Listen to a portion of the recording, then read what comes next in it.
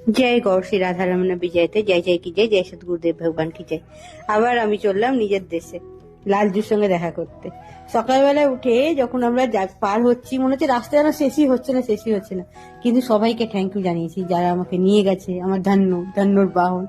এয়ারপোর্টে এসে, কলকাতা এয়ারপোর্টকে, যে তোমরা সবাই আমাকে এত তাড়াতাড়ি ওখানে পৌঁছে দিতে পারছো তার জন্য মনে খুব আনন্দ। কিন্তু যত আনন্দ হয় তত যেতে মনে হচ্ছে টাইমটা যেন যাচ্ছে না।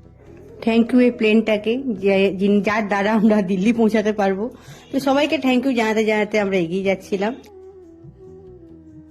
দিল্লিতে ল্যান্ড করার পর আমরা রামনজির উদ্দেশ্যে যাচ্ছি। লালজির সাথে দেখা করার ইচ্ছাটা এতটাই বেশি যে মনকে কন্ট্রোল করা যাচ্ছিল না। জানো তো, এখন দিল্লি থেকে যখন আমরা এতে যাচ্ছি, বৃন্দাবনে যাচ্ছি, সব জায়গাটা তোমার বন্ধ করে দিচ্ছে, কোনো বাইরের গাড়ি ঢুকতে দিচ্ছে না। কিন্তু আমার লালজুর খেল তো আলাদা। যিনি চালিয়ে নিয়ে যাচ্ছিলেন সেই ড্রাইভার দাদাও ছিলেন ব্রজবাসী। এটা যে যমুনা মায়ের উপর দিয়ে একটা গুপ্ত ব্রিজ আছে, যেটা শুধু আমরাই জানতাম। সেটা পার হয়ে আমরা লালজুর সামনে, কত ভিড় দেখো।